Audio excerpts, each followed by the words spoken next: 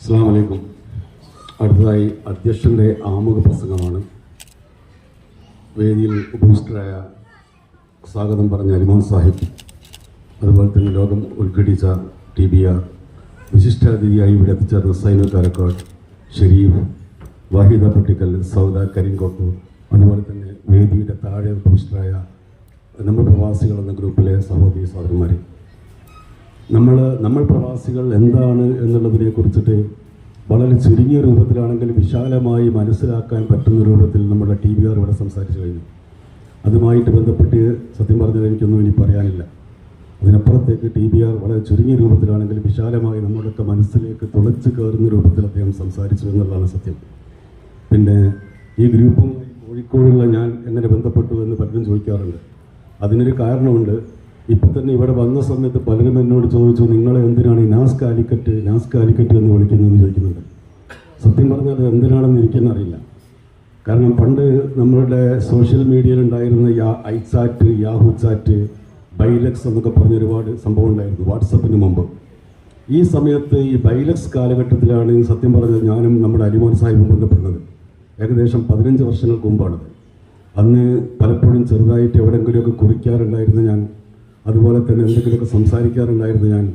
അപ്പോഴെങ്ങനെയോ എവിടെയോ ഞാൻ തന്നെ എനിക്ക് വേണ്ടി കണ്ടുപിടിച്ചൊരു പേരാണ് നാസ് കാലിക്കറ്റ്. എൻ്റെ യഥാർത്ഥ പേര് അബ്ദുൽ നസീർ, നാസറെന്നും നസീറെന്നും വിളിക്കുന്നതാണ് ആൾക്കാരൊക്കെ. ഏതായാലും അതാണ് ഞാൻ ശരിക്കും പറഞ്ഞത്. അപ്പോൾ അതുമായിട്ട് ആൾക്കാരിങ്ങനെ ചോദിച്ചപ്പോൾ പറഞ്ഞത് മാത്രമേ ഉള്ളൂ. പിന്നെ നമ്മുടെ ആകർഷണീയമായ നമ്മുടെ ഈ ഗ്രൂപ്പുമായിട്ട് ബന്ധപ്പെട്ട് പോകാനുള്ള കാരണം പ്രധാനമായും നമ്മളൊരുപാട് പാട്ട് പാടുക, ഒരുപാട് സംസാരിക്കുക, ഒരുപാട് ആശയങ്ങൾ അങ്ങോട്ടും ഇങ്ങോട്ടും കൈമാറുക എന്നതിൻ്റെ അപ്പുറത്തേക്ക് ഇവിടെ ഒരു ചാരിറ്റിയുമായ ബന്ധപ്പെട്ട ഒരുപാട് കാര്യങ്ങൾ നടക്കുന്നുണ്ട്. ചാരിറ്റി എന്ന് പറയുന്ന സമയത്ത് വിദ്യാഭ്യാസപരമായിട്ടും അസുഖപരമായിട്ടും എല്ലാ രൂപത്തിലും അത് നടക്കുന്നുണ്ട്. പലപ്പോഴും നമ്മൾക്ക് സമാധാനം കിട്ടാൻ ഇപ്പോൾ ടാറ്റ അന്തരിച്ച സമയത്ത് രത്തൻ ടാറ്റയൊക്കെ പറഞ്ഞത്, മനുഷ്യന് സമാധാനം വേണമെന്നുണ്ടെങ്കിൽ മറ്റുള്ളവരെ സഹായിക്കണം. ദുർബലരായ മനുഷ്യരെ സഹായിക്കുന്നവന് മാത്രമേ സമാധാനം കിട്ടൂ. പണ്ടൊരു ടിബറ്റൻ ഫിലോസഫി ഉണ്ട്. അദ്ദേഹത്തെ ഒരു ആചാര്യൻ്റെ അടുത്ത് പോയിട്ട് ഒരാൾ ചോദിക്കുന്നുണ്ട്, എനിക്ക് സമാധാനം വേണം, ഞാൻ എന്ത് ചെയ്യണം? ആചാര്യൻ പറഞ്ഞു, നീ ഒരു ടൂറ് പോയിക്കോ, നിനക്ക് സമാധാനം കിട്ടും. ഇയാൾ ടൂറ് പോയി. ഒരു 10 ദിവസമൊക്കെ കഴിഞ്ഞ് ടൂറൊക്കെ കഴിഞ്ഞ് അയാൾ തിരിച്ചു വന്നപ്പം പറഞ്ഞു, എനിക്ക് സമാധാനം പോയി, ഇനിയും എനിക്ക് സമാധാനം വേണം. പിന്നെ അയാൾ പറഞ്ഞു, നീ ഒരു കല്യാണം കഴിക്കുമെന്ന് പറഞ്ഞു. ഞാൻ കല്യാണം കഴിച്ചു. കല്യാണം കഴിച്ചങ്ങനെ 1-2 വർഷമൊക്കെ കല്യാണം കഴിച്ചപ്പോൾ നല്ല സന്തോഷം. അങ്ങനെ അവിടെയും അയാൾക്ക് അസമാധാനത്തിൻ്റെ വിത്തുകൾ അവിടെ ഇവിടെയൊക്കെ മുളക്കപ്പെട്ടു. അങ്ങനെ അദ്ദേഹം വന്നിട്ട് പറഞ്ഞു, എൻ്റെ സമാധാനം പോയി, എനിക്ക് സമാധാനം വേണം, എന്ത് ചെയ്യണം?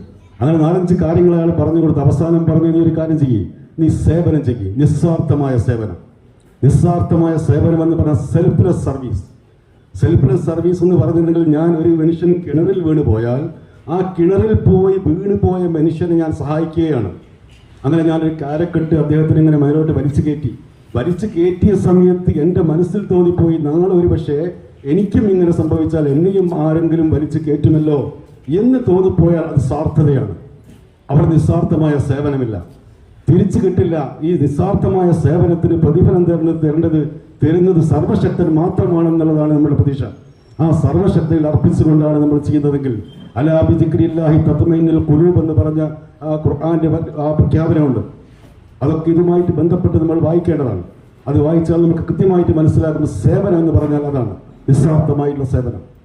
ഈ ടിബറ്റൻ ആചാര്യം പറഞ്ഞതാണ് അതിൻ്റെ ശരി. നിസ്വാർത്ഥമായി സ്വാർത്ഥതയില്ലാതെ നിങ്ങൾ സ്നേഹിക്കുന്നുണ്ടോ, നിങ്ങൾ സഹായിക്കുന്നുണ്ടോ, അവിടെ നിങ്ങൾക്ക് ഒരിക്കലും ഒരു സമാധാനം കിട്ടും അവസാനം വരെ. ഏതായാലും ഞാനിതുമായിട്ട് കൂടുതൽ ബന്ധപ്പെട്ട് സംസാരിക്കുന്നില്ല. പിന്നെ ഇത്രയൊക്കെ തന്നെ പറയാനുള്ളൂ. പിന്നെ ഞാനും അലിമോനും 15-16 വർഷങ്ങൾക്ക് മുമ്പ് ഈ സോഷ്യൽ മീഡിയയിൽ നിന്ന് പരിചയപ്പെട്ടതാണ്. ഈ പരിചയപ്പെടുക എന്ന് പറഞ്ഞാൽ അപ്പോൾ രാഷ്ട്രീയപരമായിട്ടും കലാപരമായിട്ടൊക്കെ പല കാര്യങ്ങളും. അന്ന് പറഞ്ഞമാതിരി ഈ ബൈലക്സ് സോഫ്റ്റ്വെയർ എന്നൊക്കെ പറഞ്ഞിട്ടുണ്ടെങ്കിൽ ലോകത്ത് മുഴുവനുള്ള മനുഷ്യന്മാരുമായിട്ട് പരിചയപ്പെടാൻ പറ്റുമായിരുന്നു. വാട്സപ്പ് എന്ന പോലുള്ള ഒരു കൃത്യതയുള്ള ഒരു സ്ഥാപനമായിരുന്നില്ല അത്. അവിടേക്ക് നമ്മൾ ഇങ്ങനെ ഗൂഗിളിൽ അങ്ങോട്ട് കയറി കഴിഞ്ഞാൽ നമുക്ക് ആർക്കും ഏത് ഗ്രൂപ്പിലേക്കും അങ്ങോട്ട് പോകാം. നമ്മളാരും ക്ഷണിക്കുകയൊന്നും വേണ്ട. അങ്ങനെയൊക്കെ ആയിരുന്നു ആ സോഷ്യൽ മീഡിയയുടെ സെറ്റപ്പ്. പിന്നെ വാട്സപ്പ് എന്ന് പറഞ്ഞ സാധനം വന്നിട്ടാണ് ഈ സംഗതികൾ മൊത്തം ഹൈജാക്കിയത്. ഇതിനോട് കിടപിടിക്കാൻ ഇന്നും ഒരു സോഷ്യൽ മീഡിയയിൽ ആരും ഉണ്ടായിട്ടില്ല എന്നുള്ളതാണ് സത്യം. അങ്ങനെ ആ കാലഘട്ടത്തിൽ ഞങ്ങൾ പരിചയപ്പെട്ടു. 2-3 പ്രാവശ്യം കണ്ടു. ഒരു പ്രാവശ്യം മലയിൽ പോയിട്ട് കണ്ടു. അത്രേ കണ്ടിട്ടുള്ളൂ. വർഷങ്ങൾ കുറേ ആയെങ്കിലും പക്ഷേ നമ്മൾ സംസാരിക്കാത്ത ദിവസങ്ങളില്ല എന്നുള്ളതാണ് സത്യം. അത് രാഷ്ട്രീയപരമാവട്ടെ, സാമൂഹികപരമാവട്ടെ, മറ്റുള്ള ചിന്താപരമായ കാര്യങ്ങളാവട്ടെ, അതൊക്കെ ആയിട്ട് ബന്ധപ്പെട്ട് സംസാരിച്ചിട്ടുമുണ്ട്. ഏതായാലും അങ്ങനെയാണ് നമ്മൾ ഗ്രൂപ്പിലേക്ക് എത്തിപ്പെട്ടതൊക്കെ. ഏതായാലും ഇവിടെ എന്നെ കേട്ട എല്ലാവർക്കും നിങ്ങളോടൊക്കെ എങ്ങനെയാണ് സ്നേഹിക്കുന്നത്, ആദ്യമായിട്ട് കാണുന്നവരാണ് ഇവിടെ ഉള്ളവരല്ലോ. പക്ഷേ ഞാൻ ആദ്യമായിട്ട് കാണുന്നവരാണ് എന്നുള്ള ബോധമല്ല എനിക്കുള്ളത്, അതിനപ്പുറത്തേക്കൊരു ബോധ്യത്തിലാണ് ഞാനുള്ളത് ഇപ്പോഴും. എല്ലാവരും ഇതിനു മുമ്പ് എത്രയോ മുമ്പ് പരിചയമുള്ള പോലെ, പ്രത്യേകിച്ച് റഷീദൊക്കെ എന്ന് പറഞ്ഞ റഷീദ്, സലാം, ഇവരൊക്കെ കരീം, ഇവരൊക്കെ എന്നിങ്ങനെ പേര് കൊണ്ട് മാത്രം പരിചയപ്പെട്ട ആൾക്കാർ പിൽക്കാലത്ത് എൻ്റെ ആരൊക്കെ ആണെന്നൊരു തോന്നില്ല. അങ്ങനെയൊക്കെയാണ് ഇതിൻ്റെയൊക്കെ ഒരു സുഖം നമുക്ക് അനുഭവിക്കാനുള്ളത്, പറയാനുള്ളത്. ഏതായാലും എല്ലാവർക്കും നന്ദി. എല്ലാവരും എനിക്ക് വേണ്ടി പ്രാർത്ഥിക്കുക, എൻ്റെ കുടുംബത്തിന് വേണ്ടി പ്രാർത്ഥിക്കുക. സമാധാനം ലോകത്ത് മുഴുവനും ഉണ്ടാവട്ടെ എന്ന് ഞാനും പ്രാർത്ഥിക്കുന്നു. അസ്സലാമു അലൈക്കും വറഹ്മത്തുള്ളാഹി വബറകാതുഹു.